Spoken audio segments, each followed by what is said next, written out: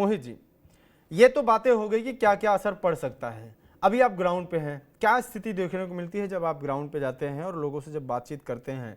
क्या वाकई में ये लगता है कि कैंडिडेट्स का चुनाव करना ओवैसी के लिए मुश्किल होगा, या जिस तरीके से दूसरी पार्टियां या नई पार्टियां, चाहे अब आप कह लें कि प्रशांत किशोर की पार्टी है, कैंडिडेट्स का ऐलान करती है, या बीजेपी कई बार नए कैंडिडेट्स का ऐलान करती है, पार्टी के नाम पे ओवैसी के सिंबल पर कितना किस तरीके से वोट हो सकता है?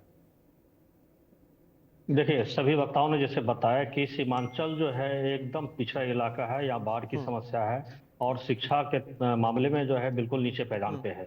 यही वजह है कि सीमांचल जो है राजनीति का प्रयोगशाला रहा है, और जो हम्म। बाहर को उम्मीदवार है, चाहे एमजे अकबर हो, शहाबुद्दीन साहब पत्रकार हम्म। जो वो हो, या शाहनवाज हुसैन जी हो, वो किशनगंज आते हैं और चुनाव लड़ते हैं, जीतते हैं। हम्म। मगर जो लोगों को जिस उम्मीद से वो हम्म। इन लोगों को जिताते हैं, उस उम्मीद पे जो है वे लोग खड़े नहीं उतरते हैं। यही वजह है कि सीमांचल आज भी पिछड़ा है। बस हम्म। ये जो सीमांचल का इलाका है, इसी को भुनाने के लिए इस बार ओवैसी साहब पिछले बार भी आए थे और इस बार भी आए थे। पिछले बार उन्होंने 4 विधायक तो ले लिया था, इस बार वो 6 सीट मांग रहे हैं। जो जो 6 सीट है उसमें बाईसी है, जो हम्म। कि हाट है, कोचाधामन है, बहादुरगंज है, अमोर है, और एक पश्चिम चंपारण की तरफ ढाका है।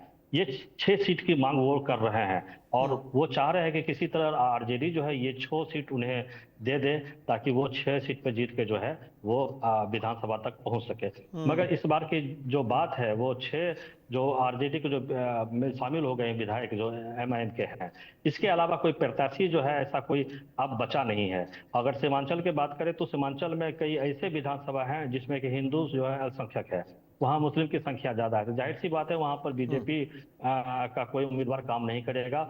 गठबंधन में जो जदयू है वही काम करेगा।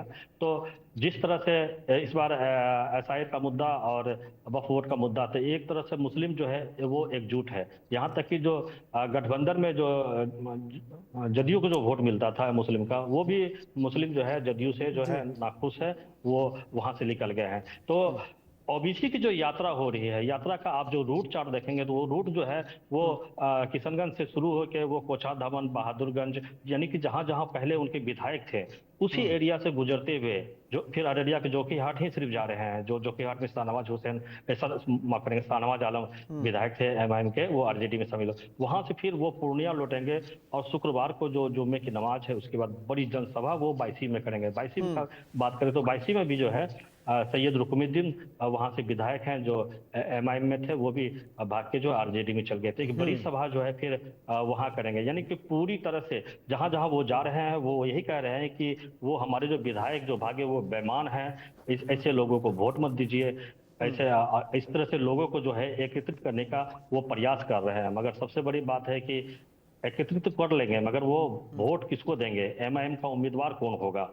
कुछ हम्म। कुछ जगह तो जैसे कि आप अमोर की बात करें थे, अमोर में बहुत पहले तो बहुत जो प्रदेश अध्यक्ष है अख्तर इमाम, उनका विरोध हो रहा था। फिर धीरे हम्म। धीरे धीरे धीरे हालात जो है वहाँ सुधरा है। जो खाड़ी पुल का मुद्दा था, जो रसेली पुल का मुद्दा था, वो काफी हद तक जो उन्होंने वहाँ बनाने का प्रयास किया, उसमें सफल भी रहे।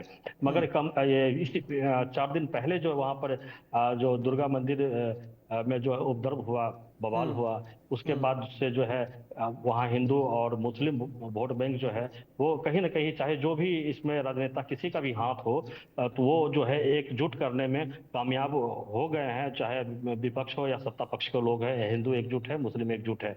यानी हम्म। कुछ हद तक अमोर का सीट जो है बचाने में कामयाब है अख्तर हम्म। उल। मगर और सब सीट पर जो है मिला जुला के उनको जो है कोई उम्मीदवार नहीं मिल पा रहा है। कटिहार में तो कोई उम्मीदवार है ही हम्म। नहीं। कुल मिला के किशनगंज, ये आप जो बायसी विधानसभा की बात कर रहे हैं, ये भी लोकसभा किशनगंज ही आता है। हम्म। जिला पूर्णिया है, मगर ये ओबीसी का जलवा जो है आपको किशनगंज और अररिया में ही कुछ हद तक दिखेगा।